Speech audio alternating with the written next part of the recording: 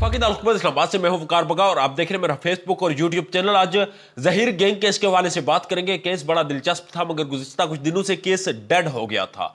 Dead इस वजह से हो गया था क्योंकि इस केस में जब अय्यो ने नूर बीबी को अदालत के सामने पेश करना था या जवाब पेश करना था कि गिरफ्तार क्यों नहीं हो उसकी, तो उसके बाद अदालत में मौजूद जज साहब नहीं आए, जिसकी वजह से लंबी तारीख दे दी गई और चमगोइयां जारी हो गई और केस को डेड डिक्लेयर कर दिया गया अवाम की तरफ से। मगर आज केस जिंदा हुआ और चौंका दिया उस केस ने इतना चौंकाया कि आपके रोंगटे खड़े हो जाएंगे। अय्यो शौकत शहानी जो जब इस केस में शामिल हुआ तो उसने बड़े ही बुलंद हौसलों का मुजाहरा किया और उसने दिखाने की कोशिश की कि वो किस हद तक स्ट्रॉन्ग है, वो किस हद तक इस केस को डील करेगा, किस हद तक लॉयल है। मगर जल्द ही जो उसने खरबूजे को देख के खरबूजे ने रंग पकड़ा। शौकत शहानी कुछ मजबूरियों के तहत, कुछ वजूहात के तहत कंप्रोमाइज करने पे मजबूर हुआ।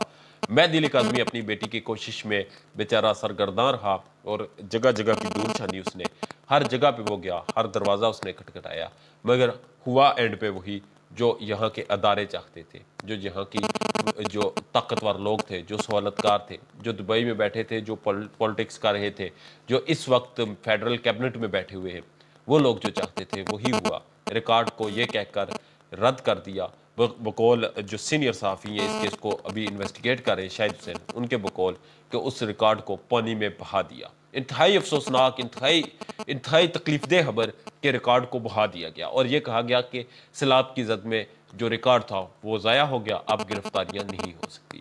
ये इंतहाई तकलीफदेह चीज़ है और तकलीफदेह चीज़ इसलिए भी है क्योंकि वो जो बच्ची थी, वो जो मासूम बच्ची इस वक्त चाइल्ड प्रोटेक्शन ब्यूरो में थी, वो हम सब की बच्ची थी। वो एक स्टेट का टेस्ट केस है और इस टेस्ट केस में अगर अदालत डंडी मारेगी, अगर इस टेस्ट केस में रियासत डंडी मारेगी तो फिर कौन आपको बचाएगा? अगर अदारे डंडी मारेंगे तो आपको कौन बचाएगा? क्योंकि यही सारी चीज़ें होती हैं जिनकी बुनियाद पे हम एक रियासत के अंदर कॉन्फिडेंस के साथ, एक रियासत के अंदर हम उम्मीद के साथ रह सकते हैं।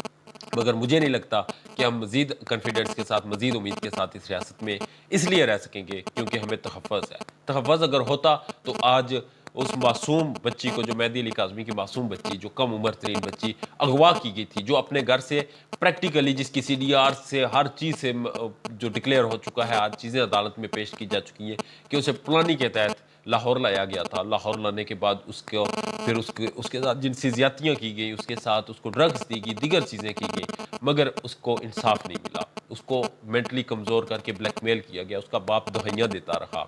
उसने ना इज़्ज़त की परवाह की, उसने ना ही रिश्तेदारों की परवाह की, ना ही उसने किसी और चीज़ की परवाह की।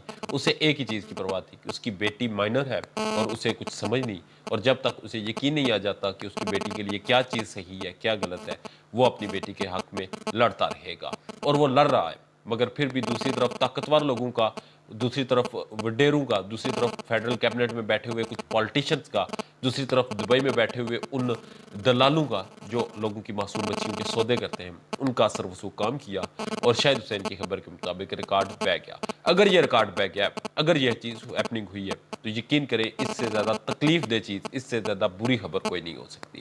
और ये जो हरकत की शौकत शहानी ने, इसको ना तो दुनिया में कोई इसके लिए बचत है और ना ही आखिरत में।